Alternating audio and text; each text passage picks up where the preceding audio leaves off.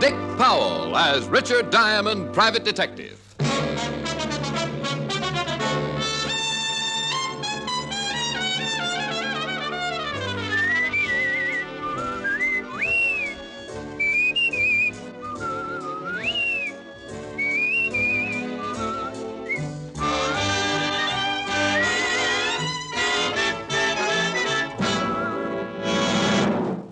Here transcribed is Richard Diamond, private detective, starring Dick Powell.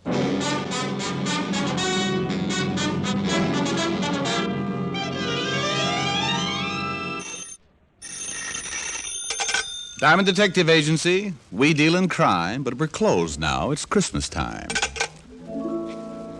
Hello there, this is Diamond. Every year about this time, my business takes a big nosedive. People usually pack up their troubles and start unpacking colored lights and Christmas tree ornaments. So tonight I'm going to tell you my favorite Christmas story, one I always like to tell. A Christmas Carol by Mr. Charles Dickens. Now I'd better explain something first. This version isn't exactly the way you've always heard it. Because of the particular type of characters I usually get mixed up with, this story is written to fit their talents and characteristics. Different from the Dickens original, certainly, but we feel that this story could easily happen today, anywhere. Like right here in New York on a little side street just off the Bowery. So now I'd like to introduce our characters. Mr. Ebenezer Scrooge will be played by my good friend and guiding hand of the 5th Precinct Homicide Division. Lieutenant Walter Levinson. Walter. Otis. The character of Jacob Marley will be played by one of Lieutenant Levinson's most trusted henchmen. Otis, that's you. Huh? Oh, Sergeant Otis Loveloon. Loveloon. Oh. Walt. Shh. Oh, sorry, Alan. Tiny Tim will be played by our corner newsboy. Hi, I'm Johnny Rollins. Tiny Tim's mother will be played by my red-headed gal friend. Helen Asher. The rest of the characters will be played by members of the 5th Precinct Police Station. Officer O'Reilly. Officer Leskowitz. Sergeant Miller. The music will be furnished by the 5th Precinct Police Band, directed by Patrolman Worth. Hi. And now, our version of the Christmas classic, Charles Dickens' A Christmas Carol.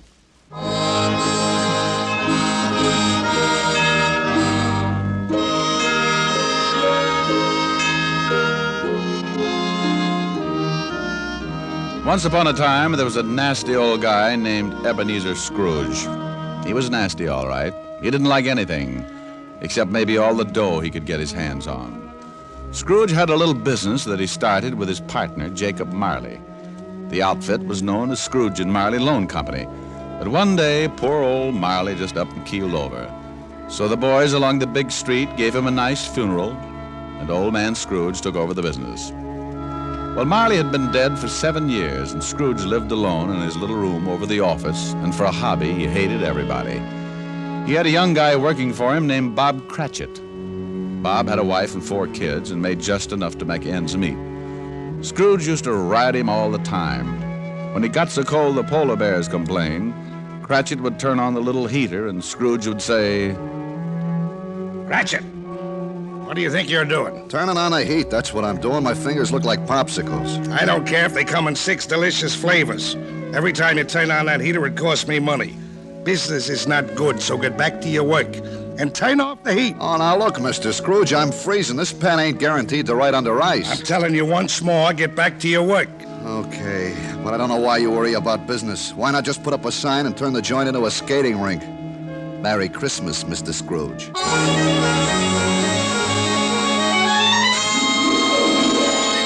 Oh, swell. Merry Christmas. Ah, humbug. Humbug? Yes, humbug. My old man didn't like Christmas, and that's what he used to say. Humbug. Okay, humbug. It's still Christmas, and I don't see where you get off not liking it. This is supposed to be the time everybody gets with it. Everything stops. It ain't much good, and you put your arm around the next guy and you tell him Merry Christmas. I'm going to put my arm around you with a hammer on the end of it if you don't lay off this goodwill stuff. Look, what's with you? What have you got against Christmas? You showed me a way to make $100 every Christmas, and I'll fall in love with it. You want me to be merry? Well, sure. Then go get some of those joyous clients of mine to pay off their loans. Merry Christmas. Humbug! Okay, then, humbug. But it's still cold in here. Have some icicles, but give them back after the holidays. They're my fingers.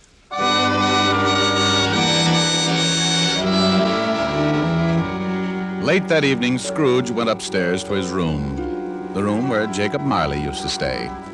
It was dark in the little hall, and when Scrooge reached for the door, he looked up at the big brass knocker and saw... Holy cow. Could have sworn that was old Jake's face in the knocker. They must be working too hard. So in he went. A little shaky after seeing Jake Marley's face, but he just passed it off his nerves. He closed the door and locked it, then got a fire going and started to relax. But every tile around the fireplace started looking like Jake Marley's face. Oh, now come on, S old boy. You gotta get hold of yourself. This is ridiculous. I haven't touched a drop in weeks. He got up and walked around the room a few times, then went back and sat down again. He stretched, rested his head on the back of the chair. From somewhere a bell started chiming, and Scrooge sat straight up in his chair. He heard something else, too, something from downstairs. What the? Oh, now what is that? What's going on here? Who's that? Come on, who's out there? And all of a sudden, it came right out through the wall. All right, sit still, Scrooge. Marley. Jake Marley. Oh, no. I gotta stop eating lobster. Ooh, it couldn't be. What's with you? Who are you? Jake Marley. Who else? You're dead. The deadest. But nevertheless, Jake Marley. His ghost. Oh, you are very sharp today, Scrooge, old boy. I don't believe it. You got eyes, ain't you? Yeah, and I got a bad stomach, too. That's who you are. Nothing but a bad case of indigestion. You don't think I'm a ghost, huh? Okay. Maybe a good scale change your mind. No. Stay away from me. All right. I believe you. You sold on the idea? Yeah. But why did you come to see me? Regulations. Every man's supposed to live his life and help his buddies. If he don't do it while he's alive, then he gotta do it after he kicks off. Oh, cut it out! Why come to me? Because you're gonna end up just like me, unless we do something in a hurry. Now, I haven't got much time, so you better listen. Oh, I don't want to be like you. I'll listen. Okay. You are gonna have 3 visitors. You are gonna be haunted by 3 spirits. Oh, no. It is the only way you can keep from being like me. When you hear the bell strike 1, the first one will be here. Well, I gotta be going. You won't see me again, but you remember what I told you. So long, Scrooge, old boy. Your goosebumps can relax now. Cut it out!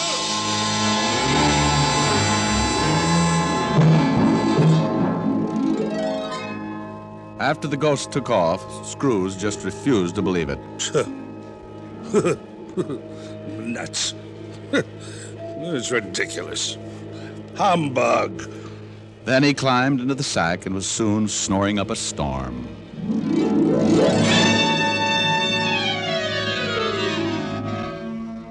When Scrooge awoke, it was still dark, and the bell from the church on 53rd Street was striking 12. He lay awake listening and thinking to himself. Just a dream. Ghosts. Finally, he dropped off again and slept for about an hour. Then the bell struck 1. 1 o'clock. I don't see no ghost. I knew it was something I ate. All of a sudden, a big light flashed in the room, and the first of the spirits stood before him. Hi, Scrooge. Oh, Jake was right. Are you the first spirit that Jake said had come to haunt me? Yeah, you know it. Well, who are you? Me? I'm the ghost of Christmas past. Yeah? How long past? Your past. Come on. We're gonna take a little ride. Well, Where are we going? Just relax. I'm running this tour. Well, let me get my pants. You got 'em. Oh, they're on me.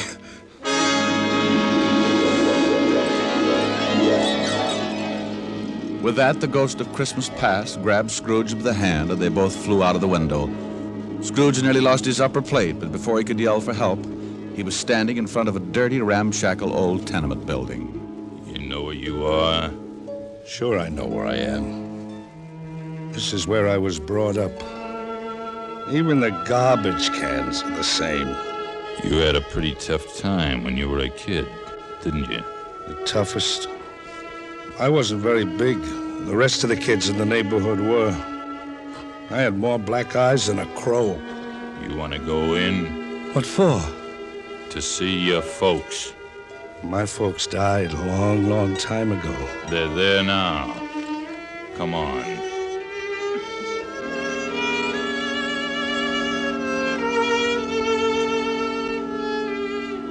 Well, the ghost took old Scrooge into the building and showed him a Christmas, years past, when he was a child with his family. Sure, it was tough living in two little rooms like that, but Scrooge remembered how wonderful it really was. What's the matter, Scrooge? Huh? Oh, I got something in my eye.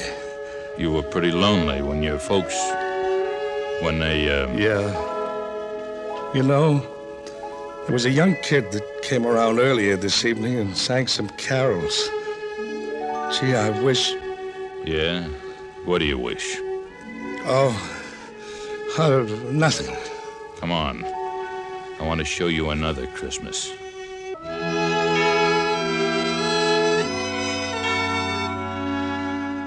The spirit showed him another Christmas, and still another. And you know, no matter how tough Scrooge remembered his childhood had been, it always seemed that Christmas was wonderful. And then before he knew it, Scrooge was back in his little room, and the spirit was gone. Scrooge was pretty beat, and he climbed into bed and dropped into a heavy sleep.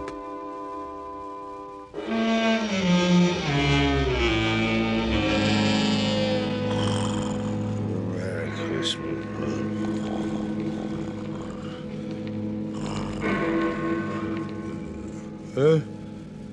What's that? It's 2 o'clock. Hey, that light in the other room. I got burglars. Hey, Scrooge, come on in. Who's that? What are you doing in the other room? Come on in and take a look. It's pretty nifty. Hey, what is this? What have you done to the room? Looks like Macy's window. Where'd you get all the holly and the mistletoe? And how did you get in here? Do you like it? Oh, for Pete's sake, a Christmas tree. Who are you? The ghost of Christmas present. Now, don't tell me you don't like the way I fix things up. I work pretty hard. Oh, second ghost. Okay, take me wherever you want to go, but believe me, next time I try the train. Let's go.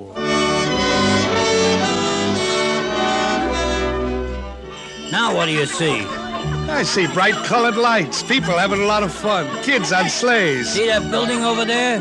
The one with the big reef on the front door? Yeah, that's where Bob Cratchit lives. He works for me. Hey, look, there's Bob now. Yeah, going into the house. Up all those stairs to the 5th floor. He's got his little boy on his back. Tiny Tim. Yeah.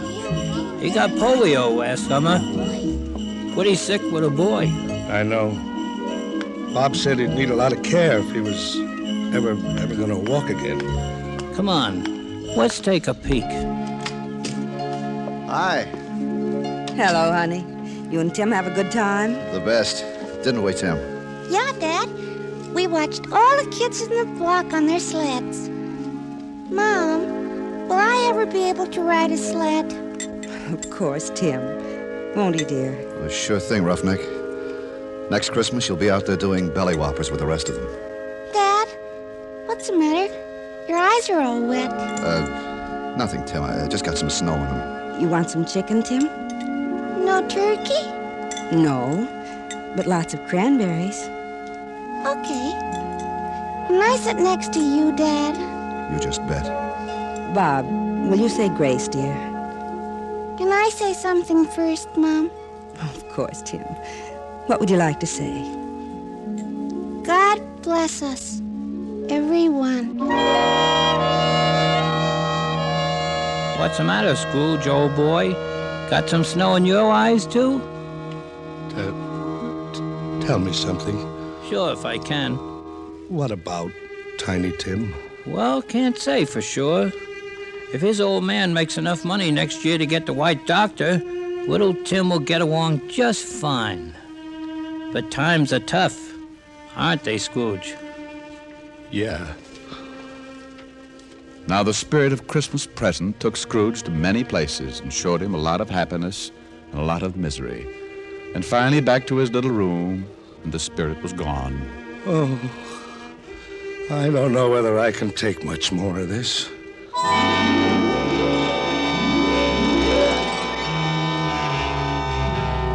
Then a new ghost drifted in. This was the worst yet. He was really done up for haunting. He was all dressed in black with one arm sticking out and pointing right at poor old Scrooge. This was the last one of the spirits. Scrooge's knees sounded like castanets on a reducing machine. Okay, you don't have to tell me.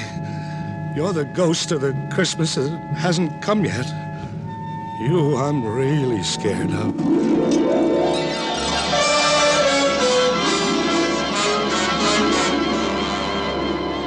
The ghost took off with Scrooge right after him. The city disappeared, and Scrooge found himself on the outskirts of town, standing in a graveyard. The night was howling like it was mad, and as Scrooge looked down, he saw... Hey, what's this? What's this stone? The black spirit stood still and pointed, so Scrooge leaned down, pulled away the bushes, and saw it was a tombstone. There's a name here. Ebenezer Scrooge. Oh, no. No. Look at this. Believe me, I don't want this. I know I've done wrong, but I'm not kidding. I really know what Christmas means. It doesn't mean just today or tomorrow. It's every day of your life. I swear I'll do better. Only take me away from this. Let me try.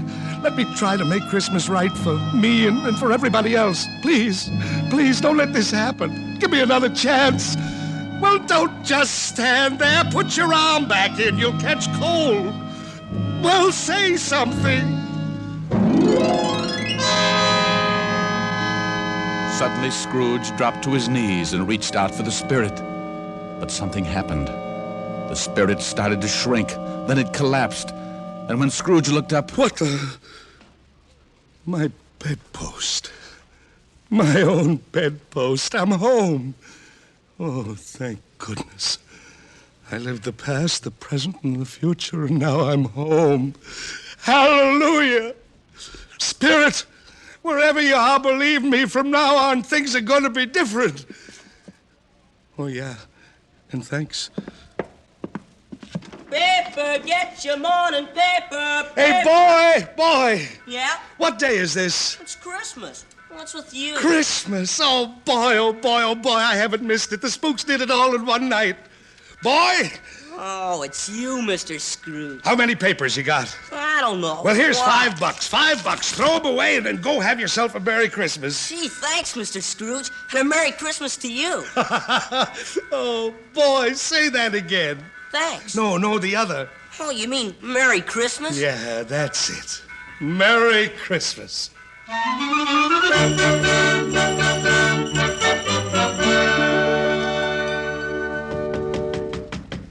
Okay, I'm coming. What's the matter with you? Can't you see the store's closed? Look, mister, the store's... Ebenezer Scrooge. Merry Christmas, Barney. You've been drinking? Not a drop. Well, what's the matter? Ain't you going to wish me a Merry Christmas? Oh, sure, Sure. Come on in. The wife's upstairs with her mother, but I got a bottle in the back. Look, Barney, I know your grocery store is closed, but you could still sell me a turkey, couldn't you? What do you want a turkey for? You've been eating at the automat every Christmas for the last 7 years. It's not for me. Well, then who's the bird for? Bobby Cratchit, you know, the young guy that works for me. Oh, yeah? How much you gonna charge him? Here, here's $20, huh? Here's the address. And listen, don't tell Cratchit who sent the things, okay? Yeah, okay. Merry Christmas, Marty. Yeah. Merry Christmas.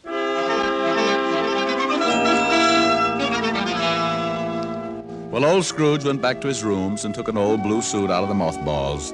He shook it out, put a few creases in it, and went out on the street. The old boy was really with it. Everybody he passed, he greeted them with, Merry Christmas. Merry Christmas. Merry Christmas.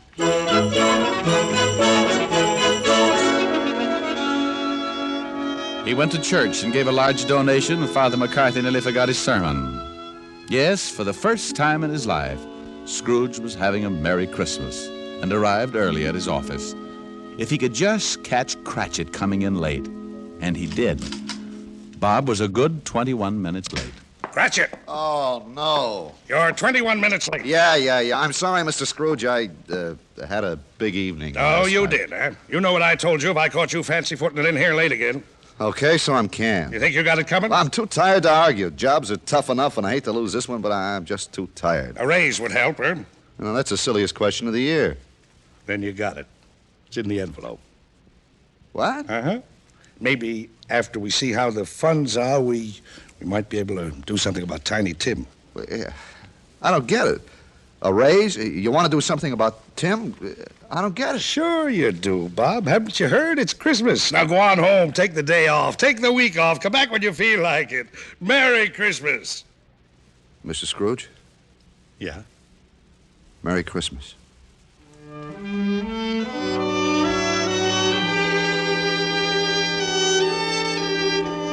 And Scrooge really did it. He was as good as his word, better even. He made it the merriest Christmas ever. And later, things got better, and he took care of Tiny Tim. And sure enough, Tim was out on his sled the next Christmas doing belly whoppers with the best of them.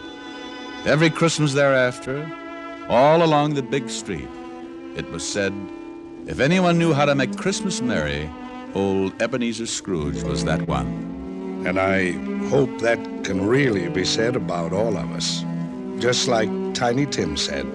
God bless us, everyone. That's it, Tim. God bless us, everyone.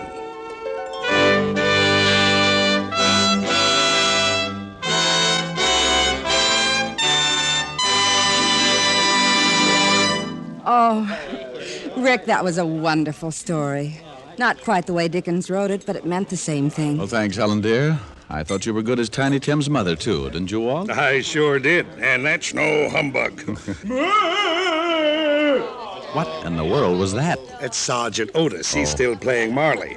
Otis! Yeah, Ebenezer? Oh, cut it out, Otis. The play's over. Go on, call officers Riley, Lund, and Miller, all of them. Tell them to leave the punch bowl and come over here. We're going to sing. Oh, boy, I'll lead off. Jingle bells, jingle bells. No, Otis. Rick will lead. We can join in later. Oh, Lieutenant. Go on, Rick. Otis, stop breathing down my neck. I'm just waiting to come in. Otis. Oh, for heaven's sake. Snow falling down from heaven, making a mantle of white. Sleigh bells are ringing, wonderful Christmas night. Jingle bells, jingle bells. Not yet, Otis. Voices that sing Hosanna, bathed in a heavenly light. Everyone happy, wonderful Christmas night. Otis. Peace on earth, goodwill toward men. Otis, stop crying. Life on earth begins again. Joy in the hearts of children, there in the trees candlelight, all making merry, wonderful Christmas night. Now, Lieutenant? No, Otis. Oh, let him sing, Walt. Come on, everybody. Oh, boy. Jingle bells,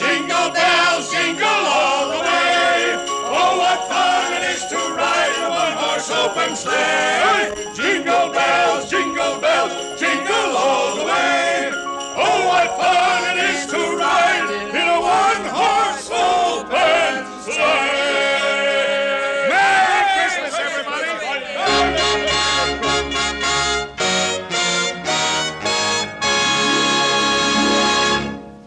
Here's Dick Powell with another special message. Thank you. Now, until next week.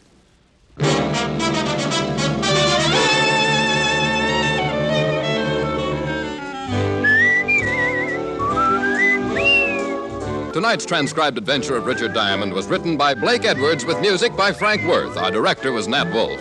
Virginia Gregg played the part of Helen Asher, and Alan Reed was Lieutenant Levinson. Others in the cast were Barney Phillips, Arthur Q. Bryan, Jack Crucian, Joel Samuels, and Jeffrey Silver. Listen next week for another exciting adventure of Richard Diamond, starring Dick Powell. This program came to you from Hollywood. This is the American Broadcasting Company.